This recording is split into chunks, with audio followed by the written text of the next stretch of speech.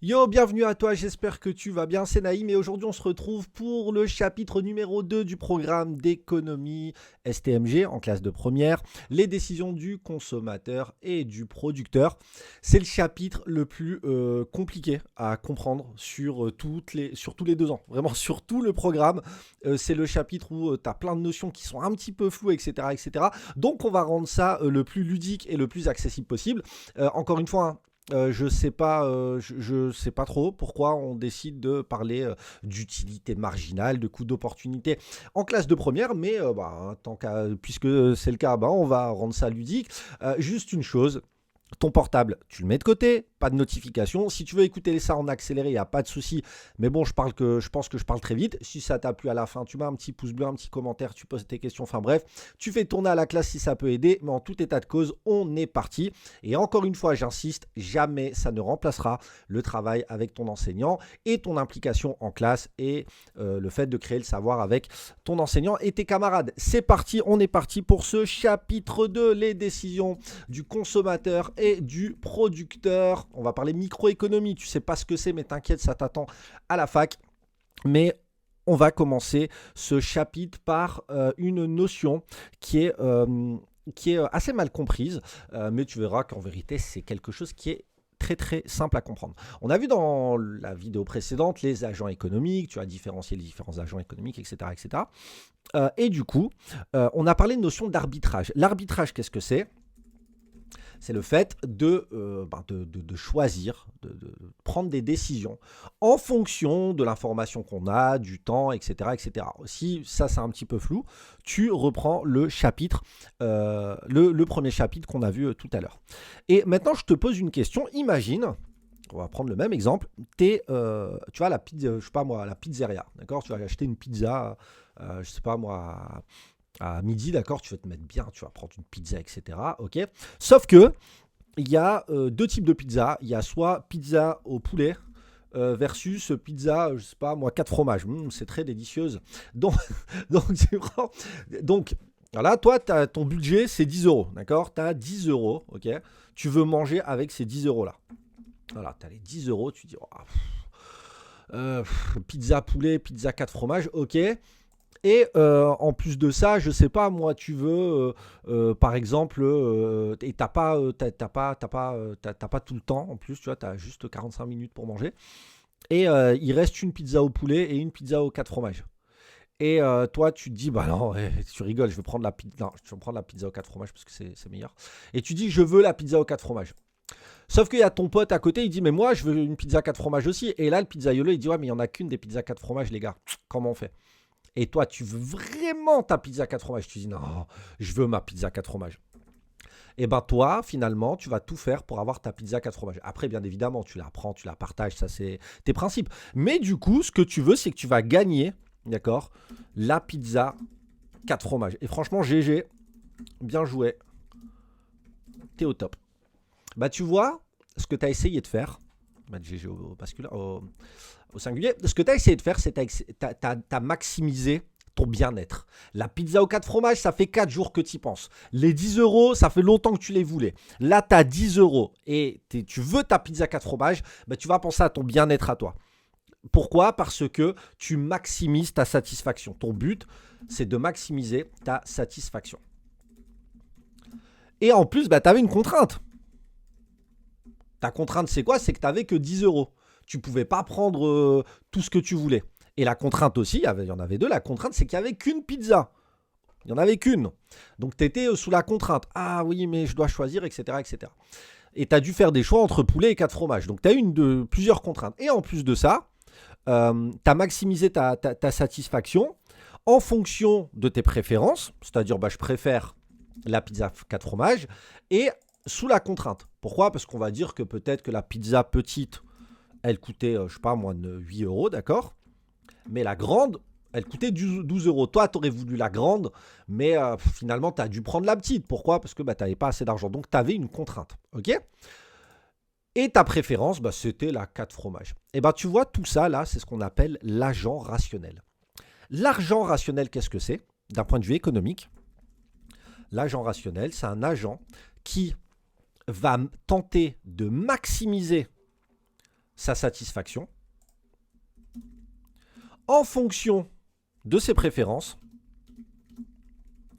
et sous différentes contraintes, sous la contrainte, en fonction de ses préférences et des contraintes. D'accord ? Donc ça, c'est ce qu'on appelle un agent rationnel, tu vois, et ça aussi, beaucoup, on le comprend pas, on se dit, ouais, mais c'est quoi un agent rationnel? C'est un terme barbare, etc. Un agent rationnel, c'est ça. Tu as 10 euros, tu veux une pizza, sauf que la petite, elle est à 8 euros, la grande, elle est à 12 euros. Tu as poulet ou 4 fromages, tu te dis, alors moi, je préfère la 4 fromages, donc tu as pris la petite, hein. La petite 4 fromages, GG, bien joué, tu as bien mangé, donc tu as maximisé ta satisfaction. Il en restait une, tu as dit à ton pote, copain, t'es bien gentil, mais la pizza c'est pour moi. Tu avais une contrainte, c'est que tu n'avais pas assez d'argent, donc tu as pris la petite, tu as fait comme tu as pu. Et en fonction de tes préférences, tu as préféré la 4 fromages que la pizza poulet.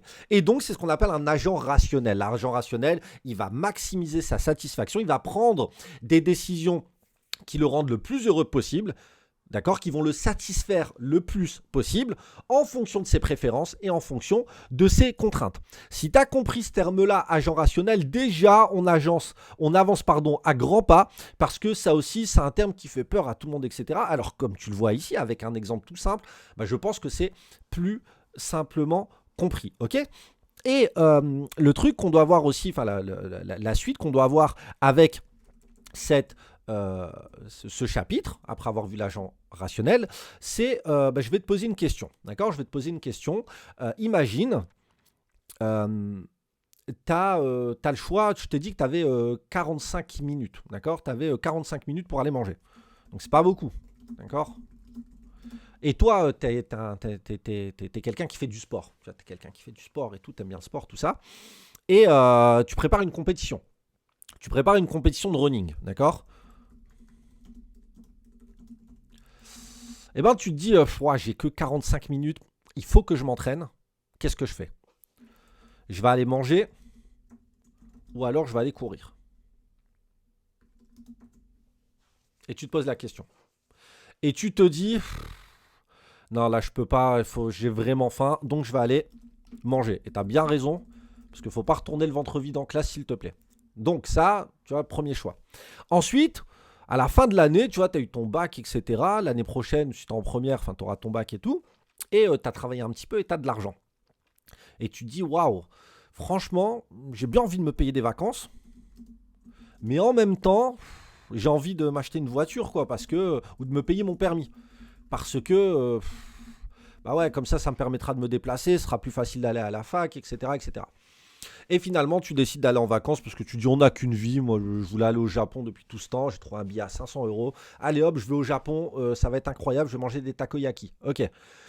Et en même temps, tu te poses une question. Tu te dis, je sais pas moi, j'ai envie, par exemple, je sais pas moi, prendre des cours de batterie. D'accord ? J'ai envie de faire de la batterie. Ça fait longtemps que je veux en faire. Ou alors, je vais prendre des cours de guitare. Et tu dis non, la batterie c'est incroyable et tu vas prendre des cours de batterie. Ok. Là tu vois, tu as dû faire un choix. Et prendre une décision, c'est renoncer à autre chose. Si tu décides d'aller en STMG, tu peux pas aller en général. Si tu décides d'aller manger, tu peux pas aller courir. Si tu décides d'aller en vacances, tu peux pas payer ton permis. Pourquoi ? Parce que tu as une contrainte financière. D'accord ? On part de ce principe-là. Pareil, tu vois, tu n'as pas assez de temps pour aller faire de la batterie ou de la guitare ou autre. Finalement, tu préfères aller faire de la batterie que de la guitare parce que tu n'as pas beaucoup de temps, tu vois. Donc le temps, là, c'est une contrainte, ok ? Là, ici, la contrainte, c'est quoi ? C'est le temps, hein. Là, ici, clairement, c'est l'argent, le coût, d'accord ? Et là, c'est peut-être l'information. Les cours de guitare, le prof, il est pas bon, alors que le cours de batterie est excellent. On peut dire que c'est l'information, on peut dire que c'est le temps, on peut dire que c'est le coût, on peut dire ce que tu veux, d'accord ? Pour l'instant, voilà. On en reste là. Et là, tu as dû faire un choix, en fait. Et faire un choix, prendre une décision, c'est renoncer. Et en fait, renoncer, qu'est-ce que c'est ? Le fait de renoncer à quelque chose, c'est ce qu'on appelle le coût d'opportunité. Le coût d'opportunité, qu'est-ce que c'est ? C'est le fait de, mettre en avant le prix de renoncement, si je puis dire. Le fait de renoncer à quelque chose. Par exemple, ici, j'ai renoncé à courir. Donc, mon coût d'opportunité d'aller manger, eh ben, c'est courir. Là, par exemple, j'ai décidé d'aller en vacances. Ben, mon coût d'opportunité, c'est quoi? Ben, c'est mon permis. C'est-à-dire que malgré tout, je renonce à mon permis en allant en vacances. Et également, autre chose, hop, c'est qu'on va mettre des couleurs, ça sera mieux. Tac, on va mettre en bleu, voilà. On va mettre les notions en bleu. Ok? Tac, voilà. Et par exemple, si j'ai décidé de faire de la batterie au lieu de la guitare, ben mon coût d'opportunité, c'est la guitare. Pourquoi? Parce que j'ai renoncé à la pratique de la guitare pour pouvoir faire de la batterie. Tu comprends? Donc ça, d'un point de vue économique, on appelle ça le coût d'opportunité, c'est-à-dire le coût de renoncement, ce à quoi je dois renoncer pour pouvoir prendre ma décision. Encore une fois, hein, prendre une décision, c'est renoncer. Finalement, choisir, c'est renoncer. Et donc, ce qu'on a, le prix de renoncement, si je puis dire, eh ben, c'est le coût d'opportunité. Je vérifierai sur renoncement, ça existe. Je ne suis pas sûr, mais tu m'as compris, c'est le plus important. Ok? Ensuite, maintenant que c'est dit, on va ensemble parler de la chose la plus difficile dans ton programme d'économie des 2 années. Franchement, si tu as compris ça, tu as tout compris. T'as tout compris sur, enfin t'as tout compris, t'as compris quelque chose d'incroyable sur l'économie. Alors, on va prendre un exemple, hein, comme d'hab, tu vois, moi j'adore les exemples, je pense que c'est vraiment important de toujours donner des exemples. Alors, t'es à Basic Fit, ok, t'es à Basic Fit et tu fais une séance cardio, d'accord, t'es au bout de ta life, tu vois, t'es vraiment, t'es au bout, ok. Donc tu fais du cardio, tout ça. Et tu fais du cardio pendant 40 minutes, d'accord? T'as pas ta gourde à côté. Tu vois, t'as pas ta gourde à côté. Ok? Et le truc, c'est que t'as méga soif. D'accord? T'as la gorge là qui est super asséchée, tout ça. Ok. Donc, bah, tu vas aller boire de l'eau. Et au début, la grande gorgée que tu vas boire là, elle va te donner une satisfaction énorme. D'accord? Elle va te donner une satisfaction de vraiment ça va être incroyable. C'est comme si tu n'avais jamais bu de ta vie finalement. Tu vois, c'est comme si tu n'avais jamais bu de ta vie. Donc, la satisfaction de la première gorgée après ton sport, elle va être incroyable. Ok? Ensuite, 2 minutes après, tu vas reboire.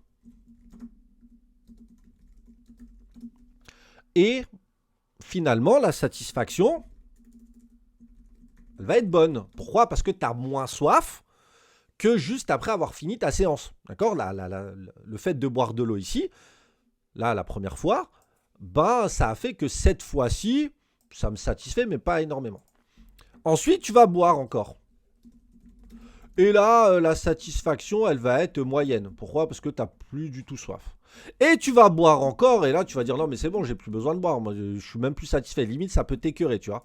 Etc., etc. Je ne vais pas dire très basse, d'accord? Enfin, je ne vais pas dire nul, etc., etc. Et donc, le fait de boire de l'eau de manière continue comme ça, et ben, à chaque fois que tu vas reprendre une gorgée, cette gorgée va moins te satisfaire. Pourquoi? Parce que la soif n'est plus présente. Ok? Et ben, tu vois ça, la petite gorgée là que tu bois, on appelle ça l'utilité marginale. L'utilité marginale, qu'est-ce que c'est? C'est la satisfaction. C'est la satisfaction procurée par la dernière unité consommée. Et en fait, on se rend compte d'une chose. C'est que cette utilité-là, elle est décroissante. Qu'est-ce que ça veut dire? Ça veut dire qu'elle baisse au fil de l'utilisation. Au début, quand je bois, j'ai une satisfaction, mon utilité marginale est comme ça. Je viens de boire à la dernière unité là que je viens de consommer, la dernière gorgée d'eau, incroyable. Ensuite, je vais boire ici. Je pose ma gourde. Ouais, cette utilité-là, la satisfaction a été bonne, mais pas autant que la première fois. Ok. Je vais boire encore à nouveau. Ouais, bah finalement, la gorgée que je viens de boire, là, je pose ma gourde. Ouais, c'est pas top. Je reprends ma gourde. Je bois encore. Je repose ma gourde. Bon, finalement, ça me fait limite plus aucun bien de boire de l'eau. Et bah, tu vois, en économie, on appelle ça l'utilité marginale. C'est un terme qui est barbare, je le comprends parfaitement, mais en tout cas, ce que ça veut dire, c'est ça, c'est la satisfaction qu'un agent économique, il a qu'il a par la consommation de l'unité consommée. L'unité, là, c'est quoi pour nous? C'est la goutte d'eau, d'accord? Pour nous, l'unité, là, ici, d'accord? Je vais te le mettre ici. C'est la gorgée d'eau, d'accord? Hop, la gorgée d'eau. C'est l'unité qui est consommée ici, d'accord? Donc voilà, et ce qu'on peut voir, c'est qu'elle est décroissante. Pourquoi? Parce que plus je consomme un même bien, plus ce même bien me procure moins de plaisir. Je sais pas, moi, t'arrives au snack, tu prends un gros kebab, t'as faim, c'est incroyable comme je parle que de nourriture, hein, enfin bref, tu manges au début, ça te fait du bien, et à la fin, limite, ça t'écœure pour pouvoir le finir. C'est exactement pareil. Et donc, on considère que l'unité marginale est décroissante. Également, on doit parler aussi de la valeur des biens. La valeur, c'est quoi? C'est un petit peu, comment dirais-je, l'importance qu'on donne à un bien. Et effectivement, ici, la valeur, elle est énorme parce que la satisfaction est énorme. Et par contre, la valeur, elle est très basse ici parce qu'on a déjà consommé de l'eau au préalable. Et donc, on voit bien que au début, j'ai une valeur qui est énorme et la valeur, elle va baisser. Et en fait, la valeur, elle dépend aussi de l'endroit où tu es. Imagine, tu es dans le désert. Une bouteille d'eau en plein désert, elle a une valeur énorme et tu serais prêt à donner n'importe quoi pour l'avoir. Par contre, ici, nous, on a de l'eau, etc. Finalement, ça a peu de valeur. Pourquoi? Parce que c'est quelque chose qui est en abondance, tu vois. Donc ça aussi, il faut comprendre que dans un désert, un diamant, ça peut peut-être pas avoir de valeur si tu as très très soif. Mais par contre, ici, si tu trouves un diamant, ça aurait une valeur incroyable parce que finalement, tu peux étancher ta soif quand tu veux. Ok?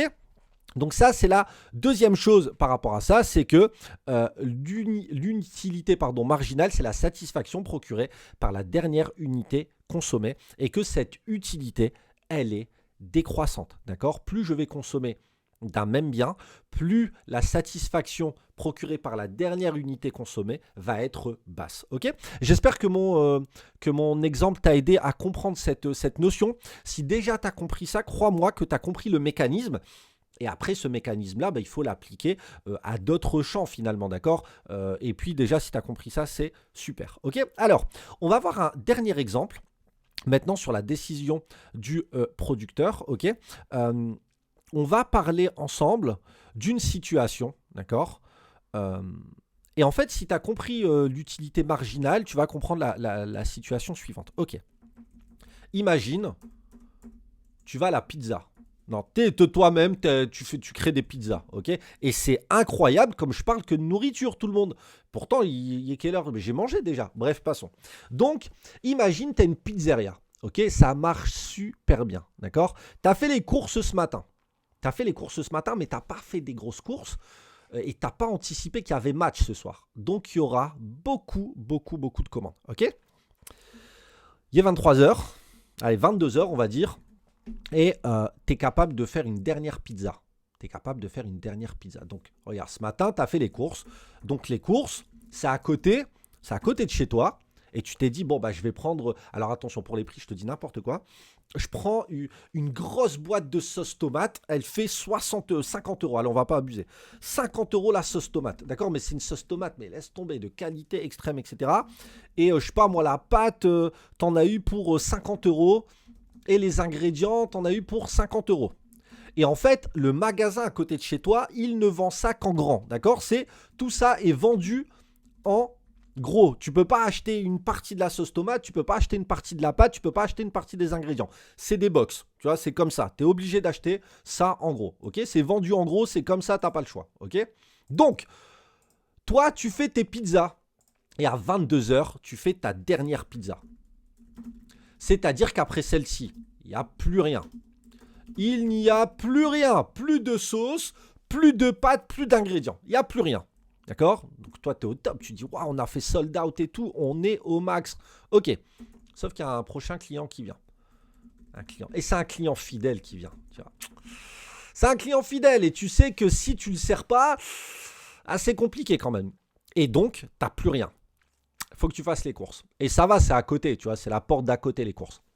Et là, tu te dis, Ouh là là, faut que je lui fasse la pizza parce que lui, c'est un client fidèle. En plus, il m'a ramené plein de clients. Si je lui fais pas la pizza, il va être pas content.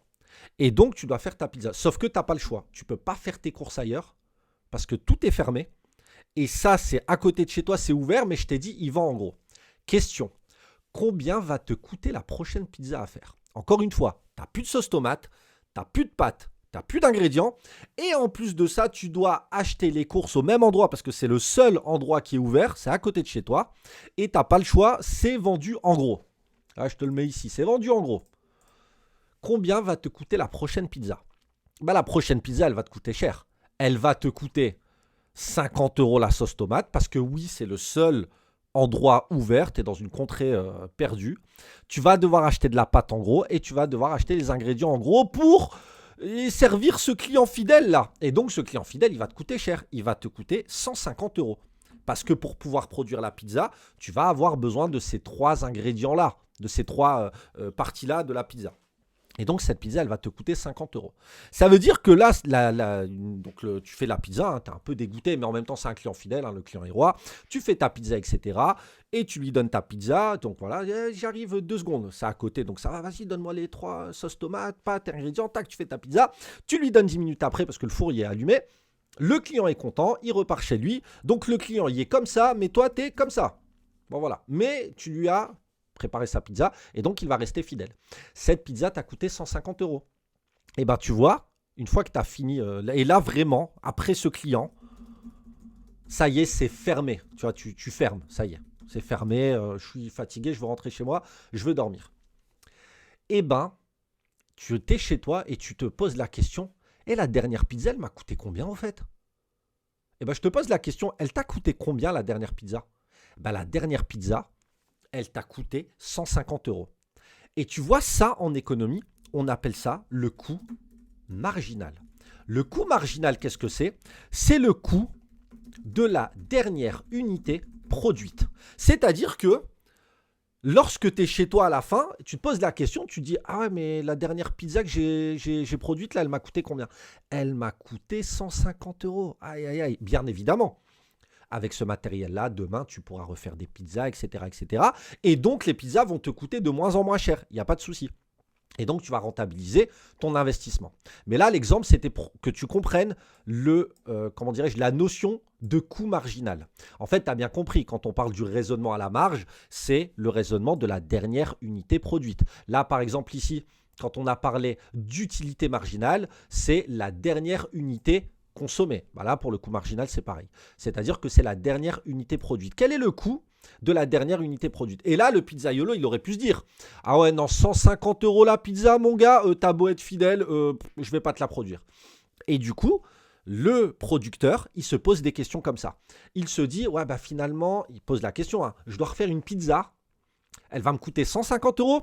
Il fait un arbitrage, hein, clairement. Il dit non, laisse tomber.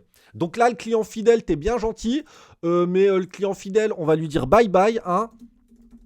Bye bye. Et du coup, non, une pizza à 150 €, ça vaut pas le coup. Ou alors, il peut se dire non, finalement, de toute façon, demain, je dois faire des courses. Là, ça va faire mal, hein, quand même, une pizza à 150 €, je la fais. Et donc, voilà. Et donc, le coût de la dernière unité produite, c'est ce qu'on appelle le coût marginal. D'accord? Si tu as compris ça, tu as compris les notions les plus barbares de tout ce programme. Et tu as vu que ce n'est pas compliqué à comprendre en réalité. Hein. Ce n'est pas compliqué à comprendre.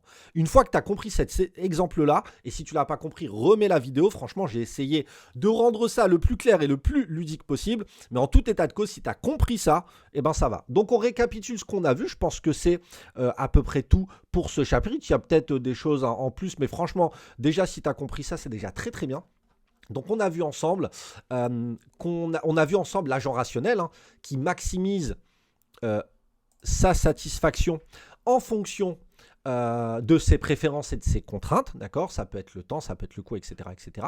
Ensuite, on a vu le coût d'opportunité, c'est le prix qu'on paye, entre guillemets, qu'on paye, c'est le prix de renoncement. Hein, lorsque tu prends une décision, tu renonces forcément à quelque chose et donc on appelle ça le coût d'opportunité.